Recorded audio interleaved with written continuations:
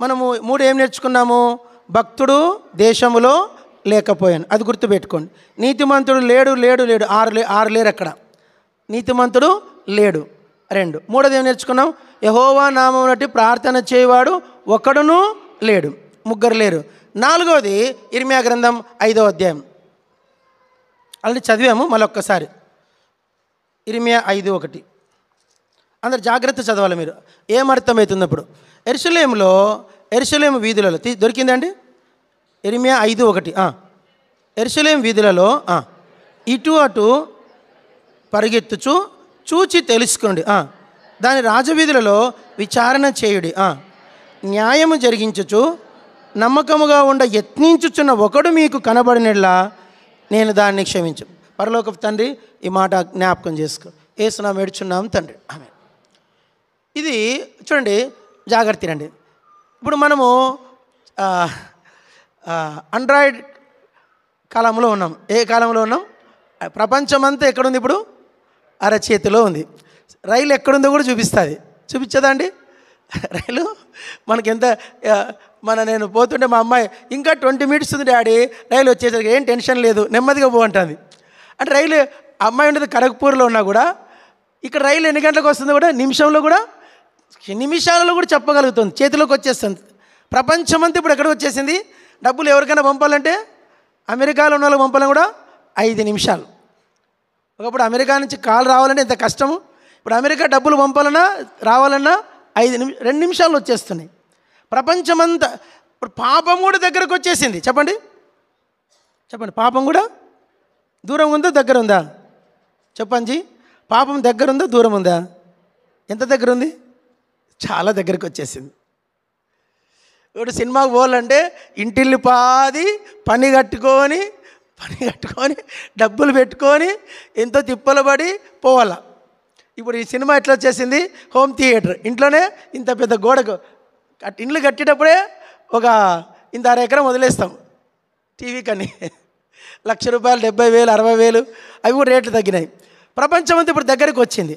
మనం అనుకుంటున్నాము ఇప్పుడు పాపం ఎక్కువైందేమోనని. కానీ బైబిల్ అంటోంది యేసు ప్రభు పుట్టడానికి 550 ఏళ్ళ క్రితము మాట ఇది. యేసుక్రీస్తు పుట్టడానికి 550 years బ్యాక్ స్టోరీ ఇది. అప్పుడు ఇర్మియాతో దేవుడు అంటున్నాడు, ఓ ఇర్మియా, నువ్వు వెళ్ళు, వీధికి వెళ్ళు. చూడండి, అందరూ పలకండి. యెరూషలేము వీధులలో ఇటు అటు పరిగెత్తుచు దాని రాజవీధులలో విచారణ చేయుడి. యెరూషలేము వీధులలోను రాజవీధులలోను ఎట్లా పోవాలంట? ఇటు పోవాలంట. ఏడగల చెప్పండి. గంజిపేటలో చెప్పు తిమ్మన్నా, గంజిపేటలో ఒక నీతిమంతుడు ఉన్నాడా అడగలంట. మళ్ళీ వచ్చి భీమ్నగర్కి వచ్చి, అమ్మ నీతిమంతుడు ఎవరైనా ఒకరున్నారా, న్యాయంగా నడిచేటోడు ఒకడున్నాడా? రైల్వే క్వార్టర్స్కి వెళ్ళి, అయ్యా ఈ వీధులలో ఎవరైనా న్యాయంగా ప్రవర్తించేవాడు ఒకడున్నాడా? మళ్ళీ ఇంకా రాజీవ్ మార్గ్ పోలా, అయ్యా ఈ వీధిలో ఎవరైనా ఒక్కడన్నా నీతిమంతుడు ఉన్నాడా? ఎంత విచారించినను యెరూషలేము వీధులలోనే ఎవరు లేరంట? న్యాయముగా ప్రవర్తించడానికి కనీసం ప్రయత్నించేవాడు కూడా ఒక్కడున్నా అని చెప్పండి. ఒక్కడు ఉన్నా నేను యెరూషలేమును నేను క్షమిస్తా. చూడండి, అబ్రాహాం దినాల్లో 10 మందిని అడిగాడు. అబ్రాహాం ఎంతమంది అడిగాడు? 10 మంది. 10 మంది నీతిమంతులు ఉంటే నేను సొదొమ గొమొర్రాను క్షమిస్తా. చూడండి, అర్థం చేసుకోండి. సొదొమ దినాలకి యెరూషలేము దినాలకి మధ్య టైం ఎంత తెలుసా? దగ్గర 1500 సంవత్సరాలు. దేవుడు 1500 సంవత్సరాలకి దేవుడు తగ్గాడా పెరిగాడా? చెప్పండి. దేవుడు తగ్గించుకున్నాడా ఇంకా టైట్ చేశాడా? అప్పుడు 10 అన్నాడు. ఇర్మియా 5:1 సరిగ్గా ఎంత అన్నాడు? ఒక్కడున్నా చాలు. అర్థం చేసుకోండి, నిద్రపోకండి. అప్పుడేమో 10 అన్నాడు, ఇప్పుడు అన్నాడు బెజ్జారంలో ఒక్కడన్నా ఉన్నాడా? గోనుపాడులో ఒక్కడున్నాడా? ఎంకంపేటలో ఒక్కడున్నాడా? వెతుకుతున్నాడ ఒక్కడు. నిజంగా నాకు అనిపిస్తుంది, నాకు తెలుగులో మాట చెప్పాలనిపిస్తుంది, ఎవరికి పోయి చెప్పుకుంటాడు చెప్పు దేవుడు బాధ? నా మీద నన్ను ఆధారం చేసుకునేవాడు. ఎవరిని? నన్ను అదే భక్సింగ్ గారికి దేవుడు ఇదే చెప్పాడు, ఓ బ్రదర్ భక్సింగ్, నీ అక్కర్లు ఎవరికి డైరెక్ట్లీ ఇండైరెక్ట్లీ ఎవరికి నువ్వు చెప్పకూడదు. డైరెక్ట్గా చెప్పకూడదు, ఇండైరెక్ట్గా చెప్పకూడదు. డైరెక్ట్గా చెప్పకూడదు, ఇండైరెక్ట్గా చెప్పు. అలా చెప్పేట్టుకుంటే నేను నిన్ను వాడుకోను. ఆ సిస్టమ్కి ఒప్పుకుంటావా? దేవుడు అంటున్నాడు. కనుక మనము ఇక్కడ నిజంగా దేవుడు యెరూషలేము ఎంత వెతికాడు. జాగ్రత్తనండి. అందరూ చెప్పండి, యెరూషలేముకు దేవుడు 70 సంవత్సరాలు టైం ఇచ్చాడంట మారు మనసు పొందుతారేమోనని. యోషియా, యొకన్యా, యెహోయాకీము, సిద్కియా 5 రాజులకు ఇచ్చాడంట. ఇర్మియా 5 రాజుల కాలంలో ఇర్మియా బతికాడు. 5 చూడండి అన్నమాట. ఇర్మియా గ్రంథం 1వ అధ్యాయం. నా దొంగ మాట ఏమో చూడండి. ఇర్మియా గ్రంథం 1వ అధ్యాయం. ఇర్మియా ఏ కాలంలో 1వ వచనం 1వ అధ్యాయం. బెన్యామీను దేశమందలి అనాతోతుల కాపురం ఉన్న యాజకులలో ఒకటే హిల్కియా కుమారుడైన ఇర్మియా వాక్యములు. మీరు తర్వాత చదువుకోండి ఈ అధ్యాయం అంతా. మీకు ఆ కాలం ఏంటంటే, మీరు గ్రంథములు చదివితే యోషియా వస్తాడు, యొకన్యా వస్తాడు, యెహోయాకీం వస్తాడు, యెహోయాకీన్ వస్తాడు, ఈ సిద్కియా, వీళ్ళందరూ ఇంతమంది రాజుల కాలంలో ఇర్మియా బతికే ఉన్నాడు. 5 రాజుల దగ్గరికి పోయి, ఓ రాజా విగ్రహాలు మానుకోయా, అయ్యా నీతిగా నడుచుకోయా, అయ్యా యథార్థంగా ప్రవర్తించే అంటే, ఒక సందర్భంలో ఇర్మియా వాక్యం చెప్తా ఉంటే ఆ సిద్కియా చేస్తాడు, ఆ గ్రంథం లాక్కొని దానికి చాకుతో, ఆడ కత్తుంటే చాకుతో కోసి, ఆ దేశం చలి దేశం, ఇండ్లలో చలిమంట పెట్టుకుంటారు ఆ పొయ్యిలాగా, దాంట్లో వేసి కాల్చేశాడంట. ఇంకో సందర్భంలో ఎక్కువ మాట్లాడతాం, వీని తీసుకెళ్ళి జైల్లో ఏమన్నాడు. ఇంకోసారి విడుదలైనాక మళ్ళీ చెప్పాడు, అయ్యా యెరూషలేము మిమ్మల్ని బట్టి అని చెప్పండి, మిమ్మల్ని బట్టి యెరూషలేము రాళ్ళ కుప్పలగును, సియోను బీడైపోను. వద్దయ్యా మీరు మనసు మార్చుకోండి, మారు మనసు పొందండి. ఇర్మియా చేతులు జోడించాడు, మారు మనసు పొందండి అయ్యా అంటే ఇర్మియాను కొట్టి ఏం చేశారు చెప్పండి, బురద నడుము లోతు బావిలో దింపారంట. దింపింటారా వేసేసింటారా? దింపింటారా? అంత మంచోళ్ళ వేసేసింటారు. దబాని పై నుంచి బావిలో పడితే జాగ్రత్త, ముసలాడు అప్పటికి 70-80 ఏళ్ళు ముసలాయన ఎంతసేపు నిలబడతాడండి బావిలో? బురద బావి, అది జిగటమన్న బావి, నడుము లోతు ఉంది. అది నడుము లోతుంటే మనం ఒక మాట ఎంతసేపు నిలబడతామండి? 1 గంట, 2 గంటలు, 3 గంటలు, 4 గంటలు, 5 గంటలు. తర్వాత కాళ్ళు పట్టేస్తాయి. కూర్చుంటామంటే బురద, నడుములోతు బురద. అలసి పడుకుందామంటే బురద. సావనీయకుండా బతకనీయకుండా దాంట్లో వేశారు. మళ్ళా తీస్తే ఒక నపుంసకుడు, ఆ యొక్క ఎవిల్ మేరో సంథింగ్ ఒక ఆయన షండు వచ్చి బతిమిలాడుతా, అయ్యా చచ్చిపోతాడు ముసలాయన చచ్చిపోతా, అయ్యా ప్లీజ్ అయ్యా ఆయన ఇడిపించుకుందామా అంటే సరే పో అన్నారు. మళ్ళీ పోయి తాళ్ళు వేసి బయటికి లాగిన తర్వాత మళ్ళీ ఇర్మియా చెప్పాడు, మారు మనసు పొందండి, వద్దండి కొట్లాడదండి, విగ్రహారాధన చెయ్యకండి చెప్తే ఈసారి ఏం చేశారంటే పర్మనెంట్గా జైల్లో వేసేశారు. దేవుడు చెప్పి విసిగిపోయి యెరూషలేముని ఇంకా క్షమించడానికి ఒక్కడు లేడు కాబట్టి యెరూషలేముని ఏం చేశాడు? తుడిచేశాడు. నేను చెప్పేది ఏంటంటే, ఈ దినాల్లో కూడా దేవుడు మీకు కూడా చెప్తున్నాడు. ఆ దినాలంటే ఇర్మియా ఉన్నాడు, ఇర్మియా చెప్పాడు. ఈ దినాల్లో పరిశుద్ధాత్ముడు ఉన్నాడు. చెప్పండి, మీ ఇంట్లో ఉన్నాడు ఆయన. పరిశుద్ధాత్మ బైబిల్లో 11 పేర్లు ఉన్నాయి ఆయన ఆత్మదేవుడు. ఆయన మీ ఇంట్లో ఎప్పుడు సంచరిస్తూనే ఉంటాడు. ఒక మాట పరిశుద్ధాత్మ ఒక పేరు గాలి. చెప్పండి, మీ ఇంట్లో గాలి ఉందా లేదండి? మీ ఇంట్లో గాలి ఉందంటే పరిశుద్ధాత్మ మీ ఇంట్లో ఉన్నట్లే. మీ ఇంట్లో గాలి, పరిశుద్ధాత్మ మరొక పేరు గాలి. ఆ గాలి మీ ఇంట్లో తిరుగుతోందంటే మీ ఇంట్లో ఆత్మదేవుడు ఉన్నట్లే. మీ ఇంట్లో పరిశుద్ధాత్మ మరొక పేరు అగ్ని. మీ ఇంట్లో అగ్ని ఉందా అండి? పొయ్యి ఉందండి? పొయ్యి అగ్ని ఉందంటే ఆత్మదేవుడు మీ ఇంట్లో ఇండైరెక్ట్గా ఉన్నట్లే. పరిశుద్ధాత్మ పేరు మేఘం అంటే అర్థం ఏంటి? మీ ఇంటి మీద మేఘం పోవట్లేదా? మీ ఇంట్లో మేఘం పోతుంటే మీ ఇంట్లో పరిశుద్ధాత్ముడు మీ మీద ఉన్నట్లే.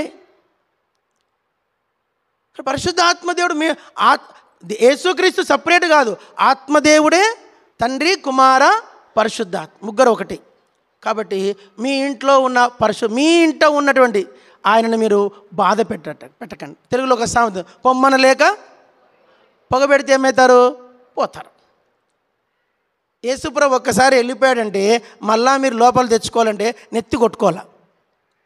అందరు చెప్పండి తెలుగులో, పశ్చాత్తాపము ఊరికే రాదు, ఊరికి వస్తుంది పశ్చాత్తాపం.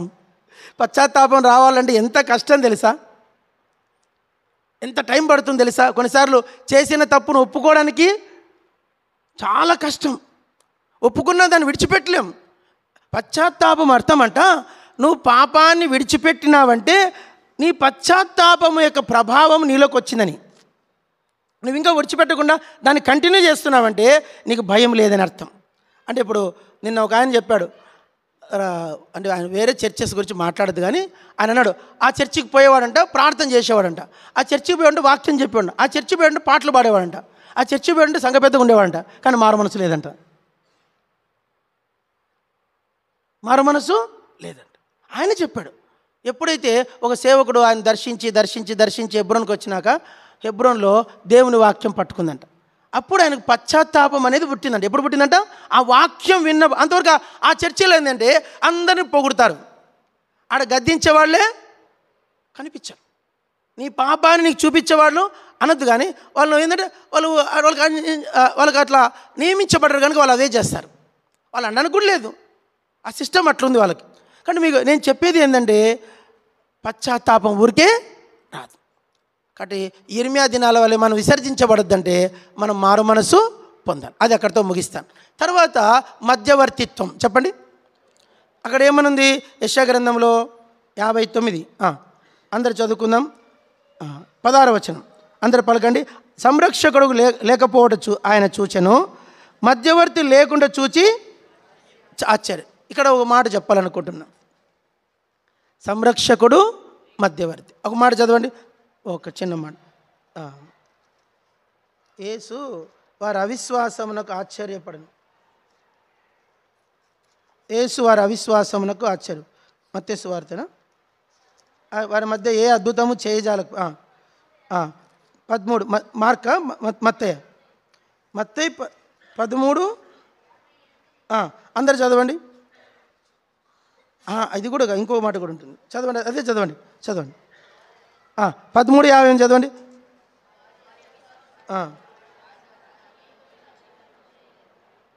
ఒక మాట అంటాడు, ఆయన ఏ అద్భుతము చేయజాలకపోయిను, వారు స్వస్థపరచుట అని తప్ప. చూడండి, మార్క్స్ వార్త 6వ అధ్యాయం 5వ వచనం.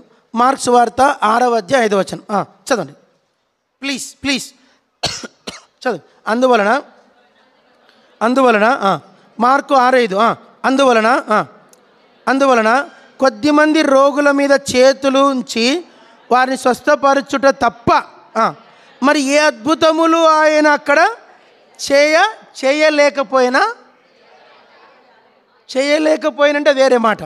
చేయజాలకపోయినంటే చేయడానికి ఉంది కానీ చేయడానికి చేతులు కట్టేశారనుకో. యేసుప్రభుని చేతులు కట్టేసినారంట. ఏం చేతులు కట్టేశారంటే వారి అవిశ్వాసం. ఏంటంట? మళ్ళీ చదవండి చివరి భాగం. చేయజాలకపోయాను ఆయన వారి అవిశ్వాసమునకు. ఇక్కడ చూడండి, యేసుప్రభును అక్కడేమో మధ్యవర్తి లేకుండా చూచి ఆయన యెషయా గ్రంథం 59లో దొరికిందన్నమాట. చూడండి ఒక మాట ప్లీజ్ రెండు ఒక చోట పెట్టి అప్పుడు పేపర్ వదలకండి. యెషయా 59:16 చివరి మాట. 59:16 సంరక్షకుడు లేకపోవడం ఆయన చూచెను, మధ్యవర్తి లేకుండా చూచి. ఒకసారి మళ్ళీ చదవండి. మధ్యవర్తి లేకుండా చూచి. ఇక్కడేమన్నాడు? వారి అవిశ్వాసమునకు. చూడండి, యేసుప్రభు దిగొచ్చాడు, పరలోకం నుండి దిగివచ్చి వాళ్ళ మధ్య సంచరిస్తున్నాడు. వాళ్ళ కళ్ళతో అద్భుతాలు చూస్తున్నారు, దయ్యాలు పోయి చూస్తున్నారు, రోగాలు పోయి చూస్తున్నారు, చచ్చిన వారు లేపబడుతూ చూస్తున్నారు. అయినా కూడా వారి హృదయంలో నుంచి కఠినత్వము పోవట్లేదు. నేను అంటాను, ఆ దినాల్లోనే అంత కఠినత్వం ఉంటే ఇప్పుడెంత ఉండాలా? చిన్న కథ చెప్తా మీకు, చదవండి ఎవరన్నా. ఆదికాండం 4వ అధ్యాయంలో కథ ఉంది. ప్లీజ్, కొంచెం కోపం వస్తుంది ఇప్పుడు నాకు మీ అందరికీ. ఆదికాండం 4వ అధ్యాయం అందరు చదవండి. 23వ వచనం 24వ వచనం. 23, 24 24 అంతే, 23, 24. 1, 2, 3. లెమెకు తన భార్యలతో, ఓ ఆదా, ఓ సిల్లా, నా పలుకు వినుడి. లెమెకు భార్యలారా, నా మాట ఆలకించుడి. నన్ను గాయపరిచినందుకై ఒక మనుష్యుని చంపితిని, నన్ను దెబ్బ కొట్టినందుకై ఒక పడుచువాన్ని చంపితిని. 7 ప్రతిదండన కయీను కోసం వచ్చినెడలా లెమెకు కోసము జాగ్రత్త అండి. అమ్మా ప్లీజ్ కొంచెం మనసు పెట్టండి.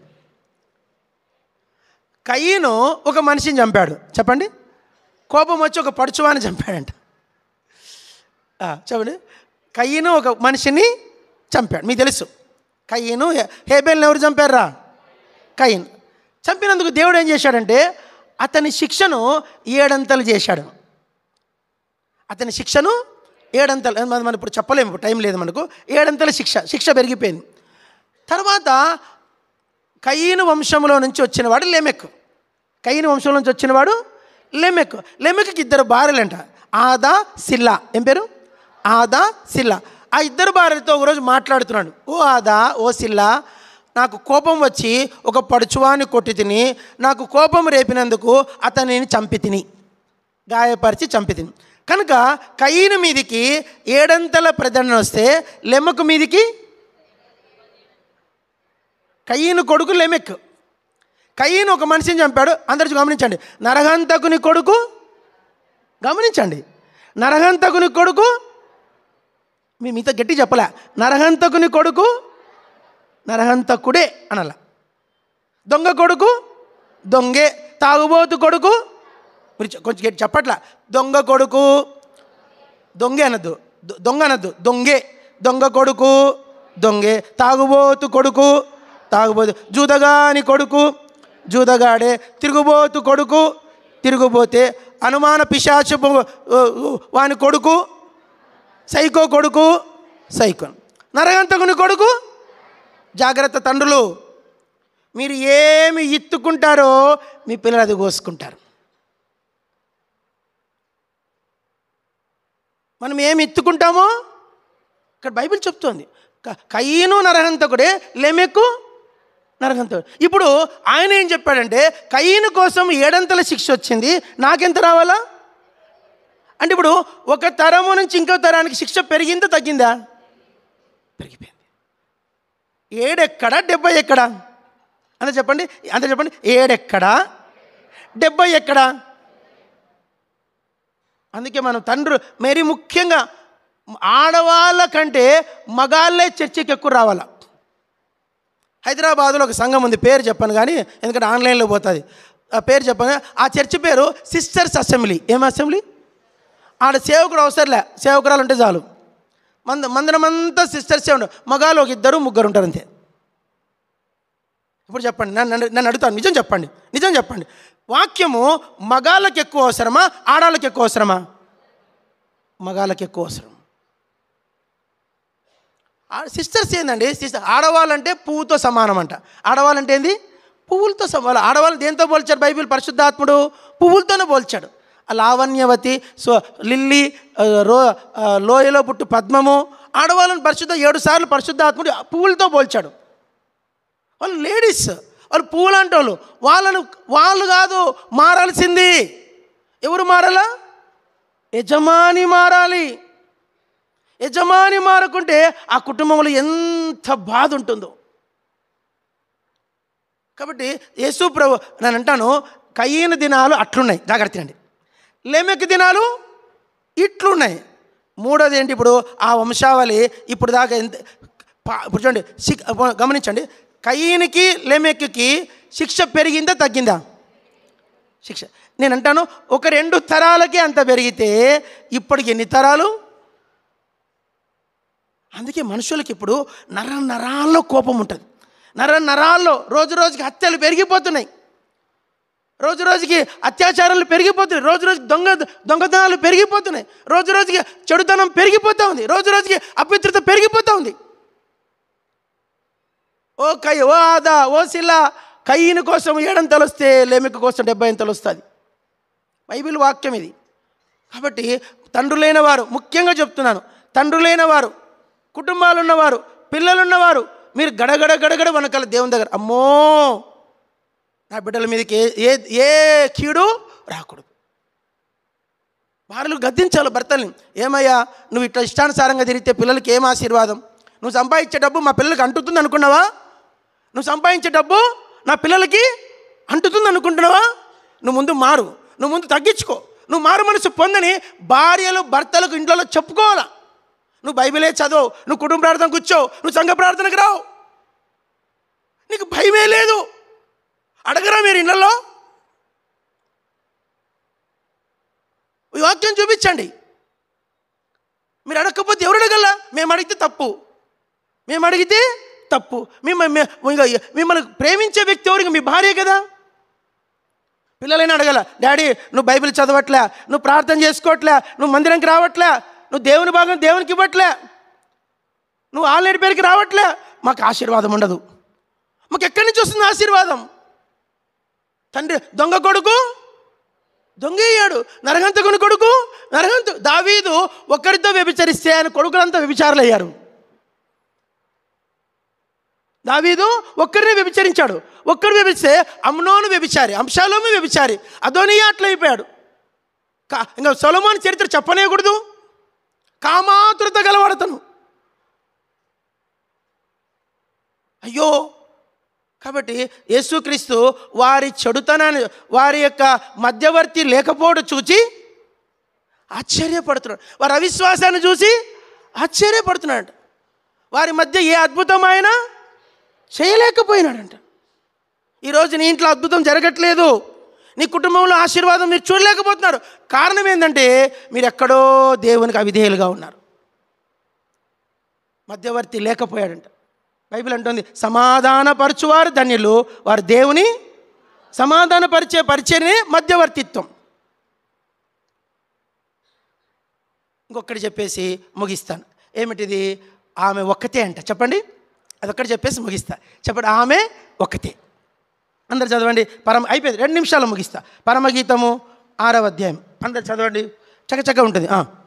పిల్లలు సండే క్లాస్ పిల్లలు వచ్చారు కనుక వాళ్ళ కోసం అందరు చదువుకుందాం. 8, 9, 10, 8, 9, 10 స్టార్ట్. 60 మంది రాణులు, పరమగీతం 6వ అధ్యాయం 8వ వచనం, పేజీ సంఖ్య 566. స్టార్ట్. 60 మంది రాణులను ఉపత్నులను లెక్కకు మించిన కన్యకలను కలరా. నా పావురం నా నిష్కలంకురాలు ఒకతే, ఆమె తన తల్లికి ఒకతే కుమార్తె, కన్న తల్లికి ముద్దు బిడ్డ. స్త్రీలు దాన్ని చూచి ధన్యురాలందరూ. రాణులు ఉపత్తులు దాన్ని పొగడుదురు. సంధ్యారాగం చూపట్టుచు చంద్రబింబంత అందము గలదై, సూర్యుని అంత స్వచ్ఛమును కలలు కలిగిందై, వ్యూహిత సైన్య సమభీకర రూపిణి యగు ఈమె. ఎవరు ఈమె? ఆమె.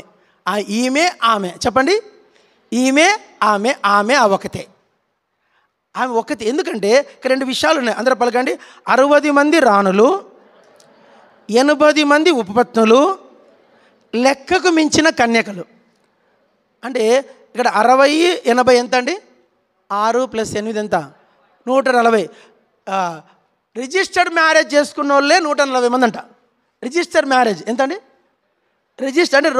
రిజిస్టర్డ్ మ్యారేజ్ వీళ్ళు భార్యలు అంటే వీళ్ళు కట్టుకున్న భార్యలు వాళ్ళే 140. తర్వాత రాణులు తెలీదు, కన్యకలు తెలీదు. ఇంతమందిలో సొలొమోను ఇంట్లో అంతమంది ఉన్నా కూడా ఆయన దృష్టిలో ఒకతే ఆత్మీయురాలంట. ఆమె ఎవరంటే ఆమెకు 2 పేర్లు. పావురం అంట. ఏమంట? నా పావురము నా నిష్కలంకురాలు ఒకతే.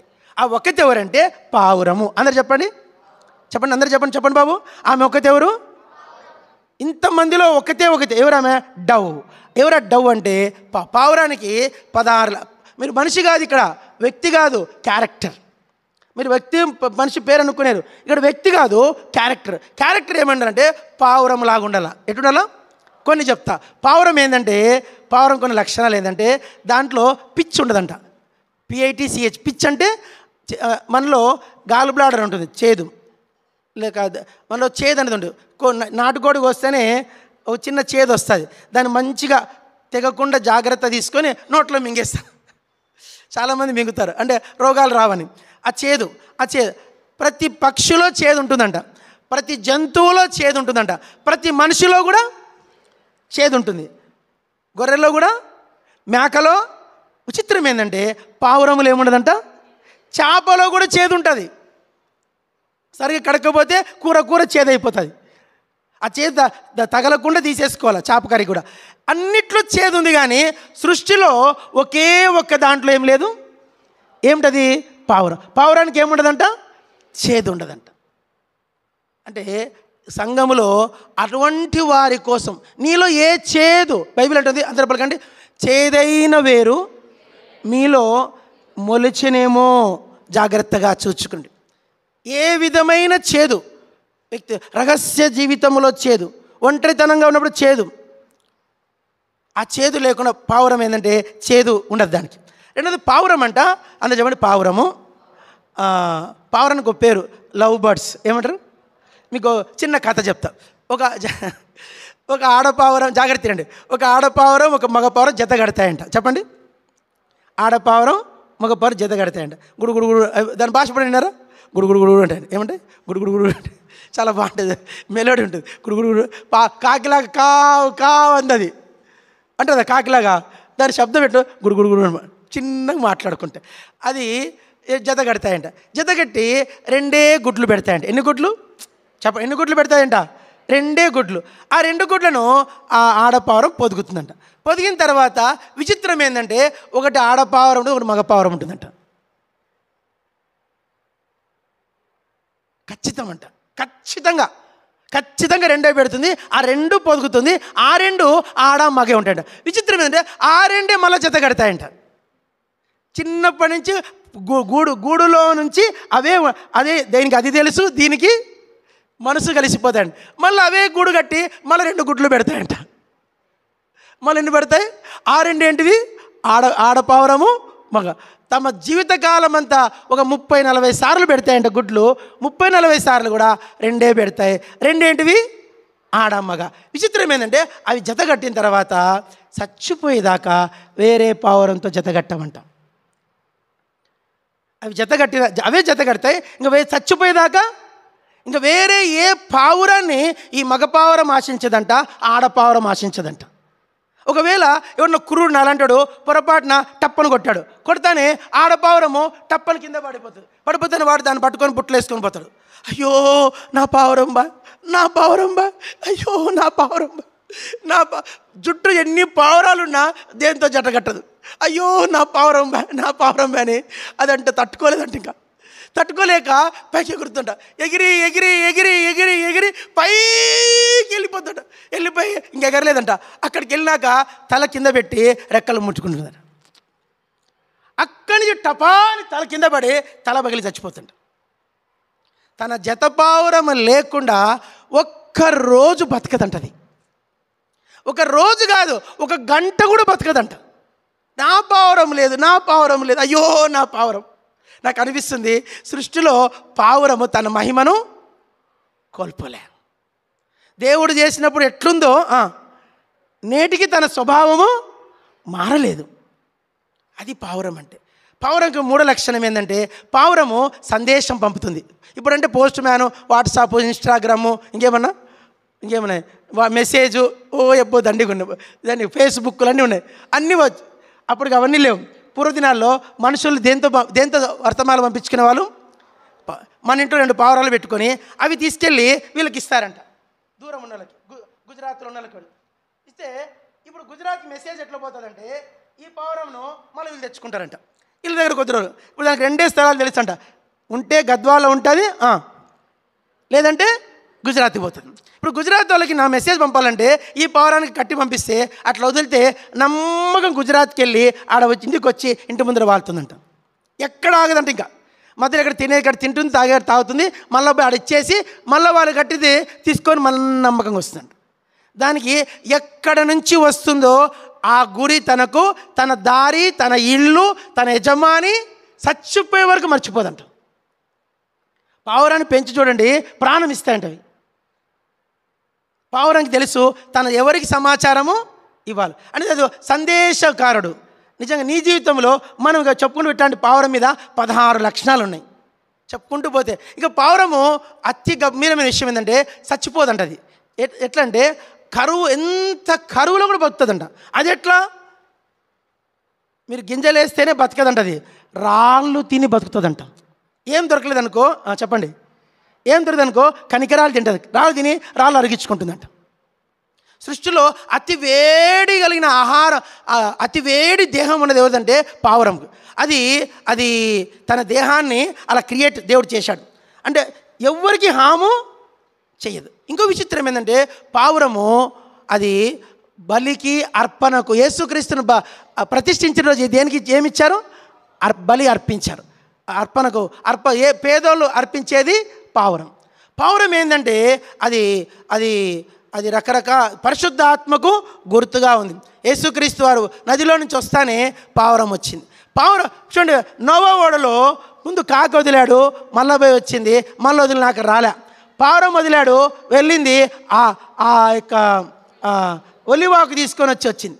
అంటే అదేంటంటే నిరీక్షణకు గుర్తు. అంతేకాకుండా పావురము తన స్వరం, అందరు చెప్పండి, పావురం దేని గుర్తు తెలుసా? శాంతి. చెప్పండి దేని గుర్తు? ఇప్పుడు మనం ఐక్యరాజ్య సమితి వాళ్ళు ఇండియాలో కానీ ఆగస్టు 15వ తారీఖు వచ్చిందంటే ఆ దినాలు ఏం వదిలేయారంట? మన దేశంలో పావుర స్వరము వినబడుచున్నది, బైబిల్లో ఉంది, ఉందన్నమాట. చెప్పండి ఏం స్వరము? కాకి స్వరమా పావుర స్వరమా? పావుర స్వరం దేనికి గుర్తు అంటే సమాధానం. మీకు మాకు గొడవలైనాయి అనుకో, బాగా గొడవలైనాయి, మనం మళ్ళీ కలుసుకున్నప్పుడు ఏం చేయాలంటే మేము ఏం చేసుకోవాలా? పావురాలు కలిపి ఇద్దరు కలిసి వదలాల. పావురం అంటే మైత్రి, పావురం అంటే సమాధానం, పావురం అంటే కలిసిపోవడం. అదేందని ఇంకో విచిత్రం, అది ఎక్కడ గూడు కట్టుకుంటుందంటే పేట బీటులను ఆశ్రయించు నా పావురం, బండ సందున ఎగురు నా పావురం ఎక్కడుందంటే బండలో ఉంటుందంట. కానీ మన జీవితంలో అలాంటి జీవితం మనం కలిగి ఉన్నప్పుడు ప్రభు అంటాడు, ఈ మనుష్యుడు పావురం. ఈ మనుషుడు ఎవరు? నా పావురం. అందరు చెప్పండి, ఈ మనుషుడు ఎవరు? నా పావురం, నా నిష్కలంకురాలు, ఈమె ఒకతే. ఆ జాబితాలో మనం ఉండాలన్నదే ప్రభు సంకల్పం. ప్రేమ గల తండ్రి, ఈ కొద్ది మాటలు వారి హృదయాల్లోకి వెళ్ళటకు సాయం చేయి. పావురంకున్న ఆ నేచర్, ఆ స్వభావం ఇంకా చాలా ఉన్నాయి పావురం గురించి. చిత్తమైతే సాయంకాలం ధ్యానించటకు సాయం చేయి. మహిమ పొందమని కోరుకుంటూ యేసు ప్రభువు పేరిట వేడుచున్నాము తండ్రి, ఆమేన్.